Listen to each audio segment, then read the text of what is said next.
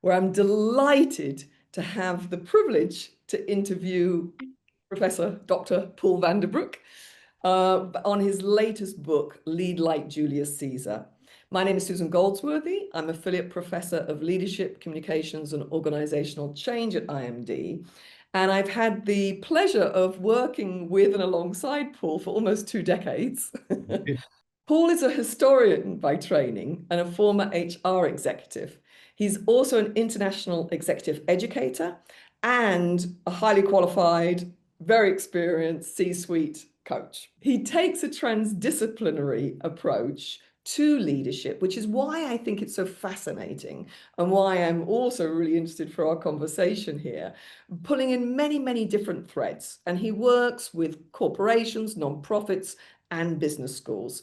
He's also a researcher at heart, I would say, and has written many, many books, some on women's leadership, some on really interesting one, actually, on dual career couples, which I know has been a hit on our MBA program as well.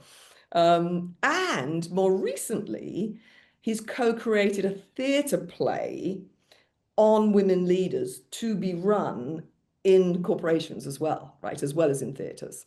And so Indeed. bringing the arts in, which is just fabulous. So Paul, delighted to have you with us. Very welcome. Thank you, Susan. It was a pleasure and a great honor to be here with you. And it's another way of cooperating together in the different ways we have been doing in the past. So I really look forward to it. Fabulous. Yeah. So lead like Julius Caesar. So the title might make some people think that this is a manual, right, a how-to book, but you're actually taking a much more reflective stance. Why do you consider him history's most influential leader? Or do you? And what, if you do, why? Yes, I do. And yeah, with regard to the title, in hindsight, I think I could have perhaps added a question mark behind there, like you did, Sheila, question mark, because that's really what the book is about. So it's not about seeing him as a role model, but as an example of what I call a very successful but imperfect leader. So there's the two aspects, better the success, but also the things that prevented sometimes his success.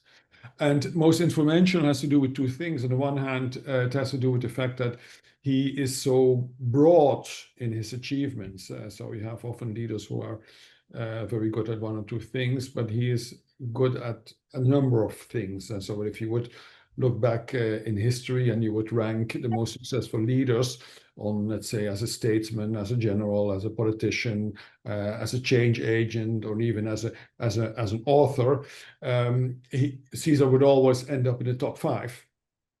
Perhaps never in as number 1, but always in the top 5. And so this accumulation of achievement makes him unique, and that also it's reflected in the second reason, that is his legacy. I mean, he's the only one whose name became the title of the highest authority. So it became Kaiser in German and Tsar in Russian, and in the Roman Empire, all the emperors called themselves Caesars after him.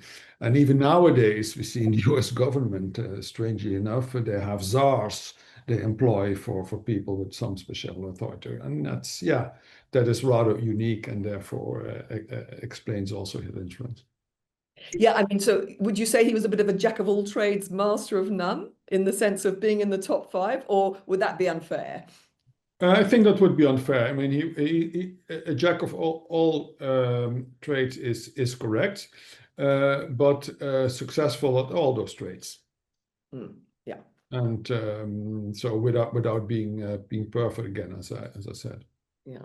As I'm working a lot with leadership and sustainability, or not sustainability, as the case may be, I find that looking back into history really helps us to understand some of the conditioning and the beliefs by which we operate without questioning them. And I imagine that's one of the reasons you find history so fascinating.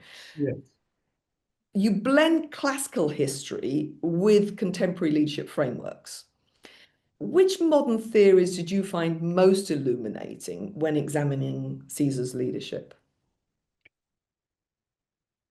Yeah, really the ones I use in the book. So I used three theories which I've encountered throughout my career, whether it's in HR or as an executive coach, and which I found very helpful in leadership development. And when you look at leadership, there's several things which are important. One is the behavior. To what extent is the behavior of a leader constructive or non-constructive, and brings it to results. And behind that are the competencies, the skills of leadership. So for that, I used the Global Executive Leadership Model, which is a 360-degree instrument which distinguishes 12 leadership behaviors.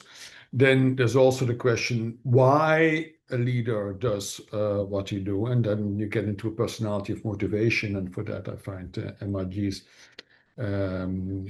individual directions inventory very helpful, because it really distinguish a number of motivators which drive people to do certain things or to avoid certain things. And then finally, yeah, leadership doesn't happen in a vacuum. Most of the time, it happens in an organization. And in my case, I particularly look at larger organizations, whether it's public or private. And then you have a structure, you have a career system, you have career development, career progress. And for that, I find the leadership pipeline as a model very helpful to look at how you successfully develop a career within a structured organization. Yeah, and I think it's your application of these contemporary leadership frameworks to a historical figure that makes this book so unique, Yes. which is rather wonderful, right? It's not Yeah. what you expect. Most people would expect either a historical, narrative, Yeah. whereas that lens of looking through, and I know you and I are both big fans of MRG's IDI, the individual directions inventory. What was one of the traits that surprised you when, I mean, it must have been kind of interesting to go back into the history and then see what would he have been on the IDI if we were to take from the historical documentation. Was there something that surprised you in that at all? Yes. So we have this combination of things which is interesting when motivations reinforce or sometimes put people into difficult situation. And with Caesar, you have somebody who's driven by excellence, want to really to achieve results, and also by recognition. In other words, not just good results, but also by being recognized for that. And that's why, with also a willingness and a drive to hard working, he never stopped. He went on and on and on. And that's also part of his success, but also in a certain way part of his failure, because he was so much driven toward that he perhaps, particularly when he got a job, forgot that perhaps it's not only about his own achievement, but about the achievement of the organization, which we need to bring along. So that's one thing, and particularly the most surprising to that is where that came from. So that it's this drive for excellence is not necessarily from himself. It was the imprinting he got from his upbringing. He really wanted to achieve the objectives his family set for him, as well as the organization he was part of, the Roman Republic. And I think that was also missing a bit for him, in the sense of what were his own personal motivations, as opposed to doing so much, working so hard for other people's, so to speak, to achieve other people's objectives. Mm. Yeah, and I guess in our experience with executives in today's corporate world, we see this quite a bit, actually. Absolutely. Yeah, I Very found that much. very recognizable. Yeah. Yeah. Yeah. Yeah. So, but I found surprising to also discover that in Julius Caesar. Yeah. One of the things I think that he seemed to do well from your research of him that we don't see necessarily done so well with executives is he was a master communicator and storyteller. And this Yes. is something I know a lot of executives are keen to learn, but it's something that they're not necessarily good at. So he wasn't just a warrior. What can we learn about the way he used language and narrative to shape his power? So one of the key examples of that is that he wrote about himself. So you can call it a diary, or you can call it a pamphlet, and it's now all put together on several books. The most known is his commentaries on the Gallic War, which is used in many schools and universities as literature. But essentially it was, and that's why I call it with a modern term, embedded journalism. It was him talking about what was happening, talking about himself in the third person. So he says Caesar did it, Caesar did that, while he himself wrote it.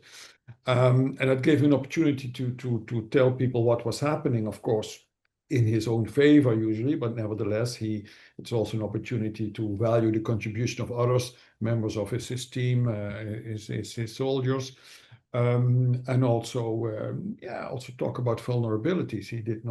It was not only success stories, he always talked about things which went wrong. And I think that gave him a very authentic story about himself, what had happened, and also, put color to him as a person and as a leader, and therefore became part of his. It certainly very strongly supported his brand and his notoriety, and therefore also part of his success. When you look at the things he was writing about himself, because that's fascinating, right? Yeah. As you say. Yeah. First person in the third person. Yeah. Yeah. How much did you see that related to, for example, what Shakespeare did with Julius Caesar, with the play? Was he represented as you feel he was, or did it distort in many of the subsequent later interpretations of him? I think it did, and what Shakespeare did, he based himself less on what Caesar wrote about himself, but more on what others wrote about him, either during his lifetime or afterwards. And well, Shakespeare was a very successful fiction writer, which based himself on this story. But yeah, he wanted to write, and he has been able to write very entertaining tragedies, and therefore a number of those things which are in Shakespeare are not really based on history, but more about, how do I make an interesting story? Which is fascinating, right? Yeah. Because Yeah. we tend to believe that because it's such a powerful story, that's what Caesar was, right? Or that's what Yes. happened. Yeah. Yeah. Yeah. Yeah. So that must be fascinating to see those discrepancies, because that's all, history is in the eye of the beholder, but it's also in the eye of the storyteller, right? Yes. Yeah. And I mean, look, one of the things that became Shakespeare is this idea that Caesar wanted to have supreme power and become a dictator, an autocrat in the modern sense of the term. And that's, more sexy in a tragedy than somebody, which I believe was the case, and also write one book, that somebody who really wanted to innovate and reform the state he was serving without taking full power in this autocratic sense of the time. So do you think he would shudder at the popularist view of him in today's world? Yes, he would be a bit taken aback by that. Yeah. Yeah. And so what parallels do you see between the way he used communication and, for example, modern leaders on social media? So this storytelling, this authenticity, this also sharing vulnerability, this talking about himself, is certainly something which has a parallel to today. But there was also some things missing. I mean, as Caesar in that respect was also not perfect. So what was missing a bit in his regard was his personal life. I mean, people also in Rome, there was a lot of gossip going on, as much as now is going on social media, and they were interested in the personal life of the leaders, and Caesar was very reluctant to share anything of that. So that's something he could have done better. Fascinating, right? Yeah, yeah. And when you look at executives in today's world, you've written this book for basically readers at any stage of their career or any stage of their life. What would you say is a difference that a young professional just starting out might gain from reading the book versus a seasoned C-suite executive or a CEO? So if you look at the up and coming career starters, so to speak, then what they come from is the relevance of getting operational experience, and I emphasize operational experience early on in the career. It's an opportunity to achieve real results. So, and what I mean with operational experience is the difference between sitting in a desk and doing interesting analysis versus actually being out there in the field and selling things or running something which actually brings a tangible result. Because that stays in people's minds and gives you an opportunity. And it's also a great opportunity, and that's what Caesar did as well, to take risks. Things can go wrong, but it's not a big deal at that early stage of the career, whereas the learning benefit you get from it is much longer. So to have that courage to actually step in there and really do something, I think that's really valuable. And for the senior CEO executive leaders, it's to be aware of what your followers want, particularly direct followers. And one of the things Caesar struggled with is that he wasn't really aware that the advice he got from his followers was biased by the interest of these followers. And that's perfectly okay. It's not like they manipulated him, but it's another matter to take that advice as face value, or to say, I get his advice, but actually what's possibly behind there, and how is that filtered, and how do I take that filter out so I get the actual objective advice that's necessary for me. So he didn't have like a court jester or the devil's advocate who was keeping him grounded. No, exactly. And I think also he was somebody who, and then we come back to his motivation to the IDI, who was low on receiving. So it's somebody who was very self-reliant, autonomous, and that those individuals, particularly Caesar, tend to give the impression to others, well, they want to do big things themselves. They don't really need or want to advise. And that, and if there's a power difference, it's difficult to get the feedback from the people below you, which you actually need. Do you think he would be a challenge to coach? Would you have loved to have coached Caesar? He would certainly be a difficult person, because I mean, he was very quick thinker, so you really have to be very quick on the ball with somebody like that, and also break through that self-reliance. On the other hand, it's a person who was very open to change and innovation. So in a sense, he was certainly not adverse to learning. So that's perhaps the angle through which you could get to him. Beautiful, yeah. And as you were exploring him and his life, what did you learn about power, ambition, or even leadership ethics? Now, in his case, ethics, first of all, was one of the things which drove him and became part of his leadership brand, and he would pursue that relentlessly throughout his life. With regard to power and ambition, I think he's the case, and I'm not sure whether there are leaders which are different. What you achieve and to feel satisfied, motivated as a leader, is to achieve results in different way. But the measure of what success is, or what a good result is, also in the eye of the beholder. So in other words, there's all an external verification of what good is, of what excellence is. And that's also in the case with Caesar, and I think this is something which we are underutilizing in order to get leaders, to motivate leaders to do the things we want them to do.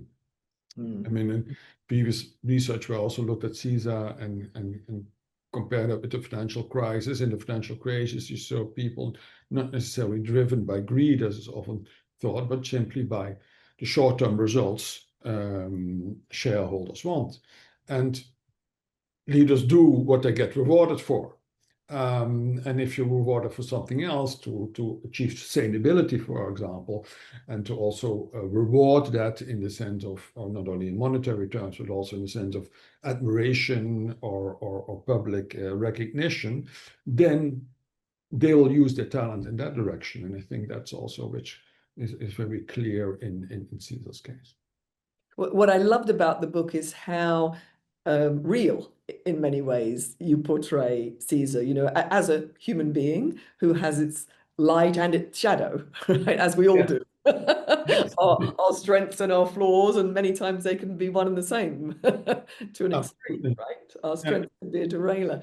Was there something that you discovered about him that surprised you as you went through this process that you weren't expecting to see?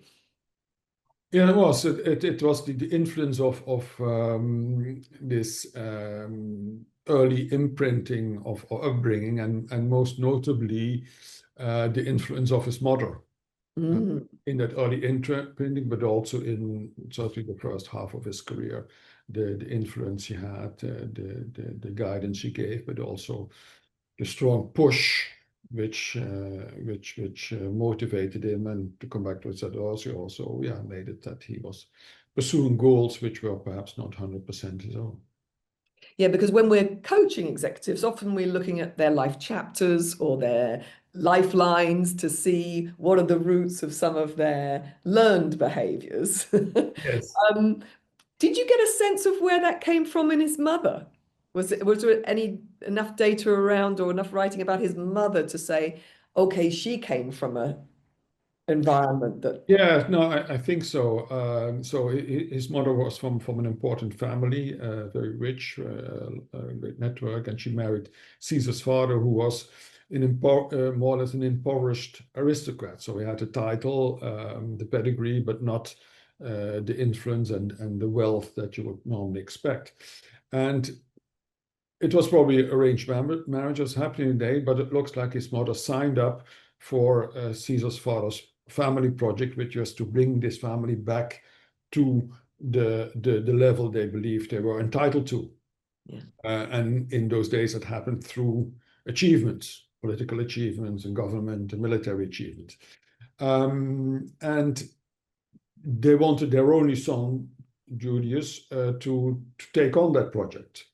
And when Caesar's father died, Caesar's mother Aurelia yeah, took that project over on her own, and she really steered Caesar in that direction. Also used her wealth and a network in his benefit, make sure that he got the right jobs early on, protected him sometimes from some stupid things he did, and yeah, she was really a very strong force behind him to get him going. And yeah, she believed in that family project, and so did Julius, and yeah, he achieved it.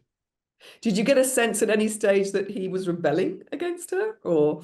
Possibly, yes. He did once, shortly after his father died, and he was just married and was 18 or 19 years old. Yeah,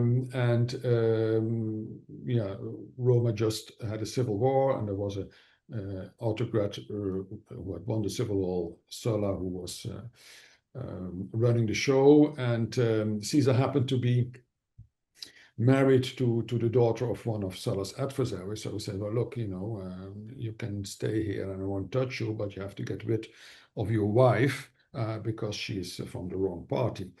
And Caesar refused, turned around and left back, and then he had to run away because, and then afterwards Sulla came after him.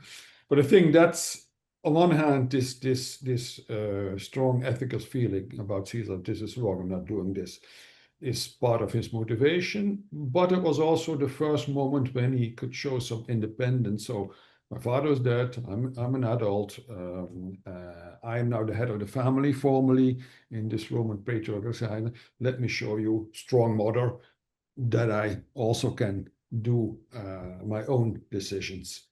Yeah, And fabulous. yeah, and I think that's the Elise hypothesis, that was one of his motivations. Yeah, yeah. And it sounds like he had a very strong moral code, which he was Yes. guided by throughout his whole life. Yeah. Yeah. So if he'd been born in today's world, with, I mean, it's hard to know what was him and what was nature and nurture, right? Right. How Yeah. much would Yeah. he have been as driven without his mother and that Yeah. system? But let's say he was, as his IDI puts him in today's world, do you think he would have been a startup entrepreneur? Would he have been an investor? Would he have been a corporate executive? Would he have been a global influencer or a politician? Where do you think he would have found his place in today's world? I would think the first thing that comes to mind is a high-tech firm, not necessarily a small one, but a bigger one. Given that he, yeah, was really motivated by change and innovation, and also technology.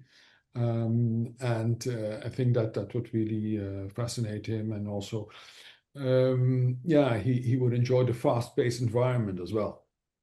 Yeah, I mean, he was not somebody to run a bureaucracy. It frustrated him and bored him probably as well. But a high-tech big firm in IT or whatever, I think would be the environment that would suit him. I know you've studied women in leadership Yes. as well. And when we talk about betrayal, another figure that comes to mind, of course, is Margaret Thatcher, who felt very betrayed. Yeah, absolutely. Do you feel that, yeah, was he aware? Was it a massive blind spot? Could he have seen what was going to happen?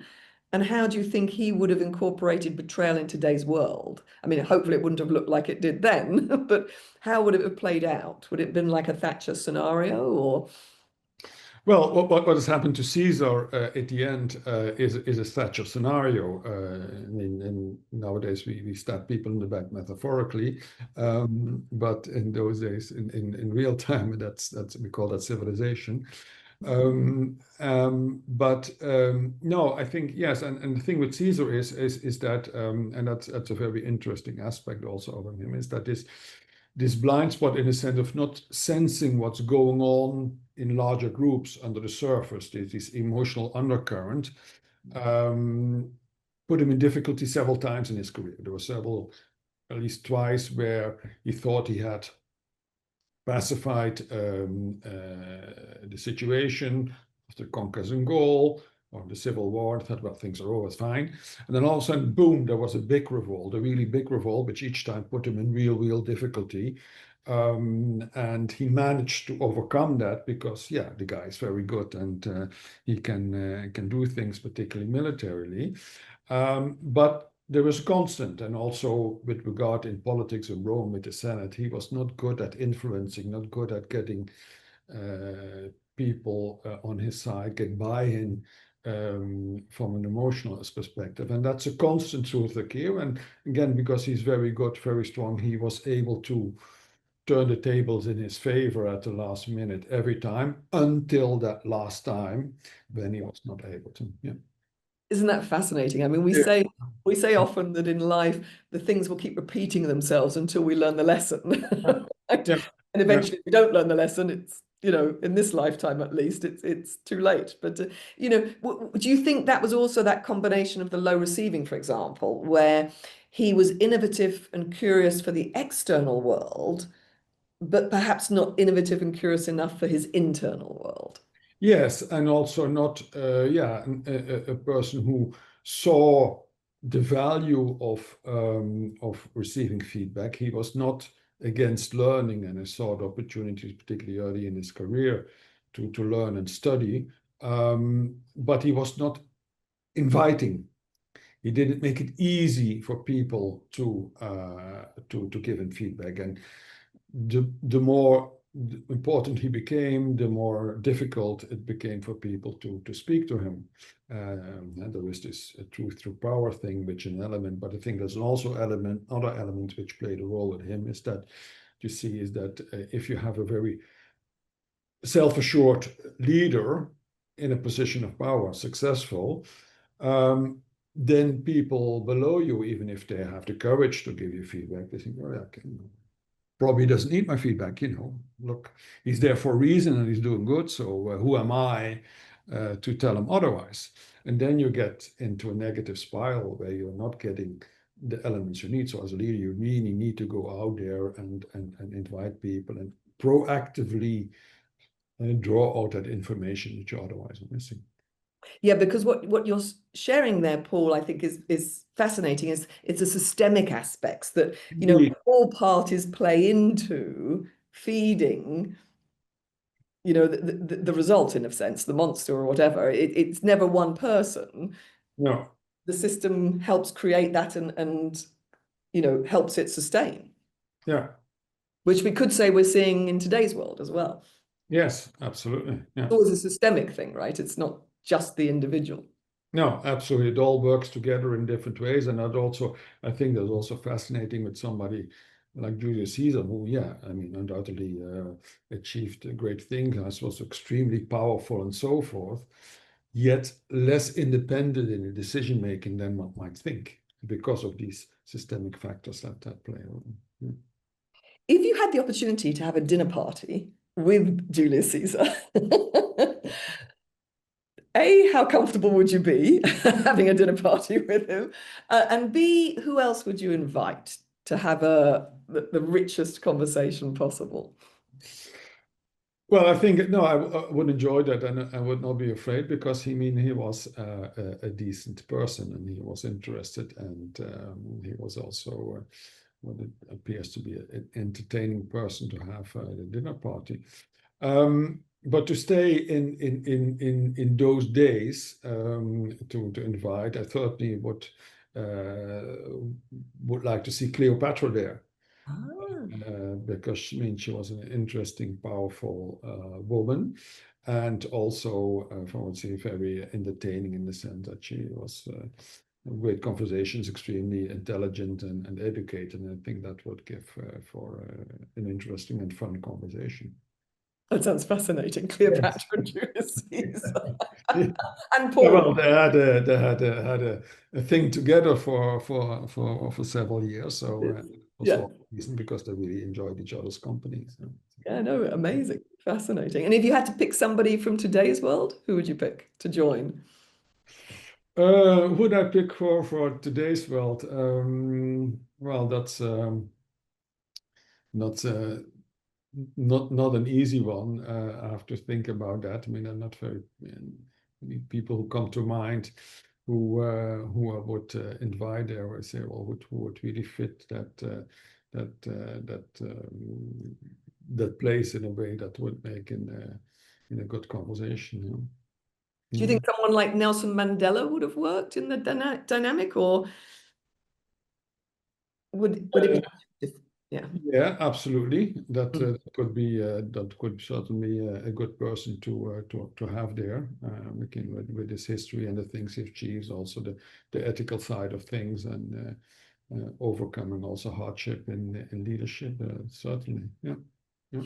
And if you had that magic time capsule where you could go back there or he could come here for 2 minutes, what is one question that you would want to ask him? I mean, obviously, you've explored him in depth.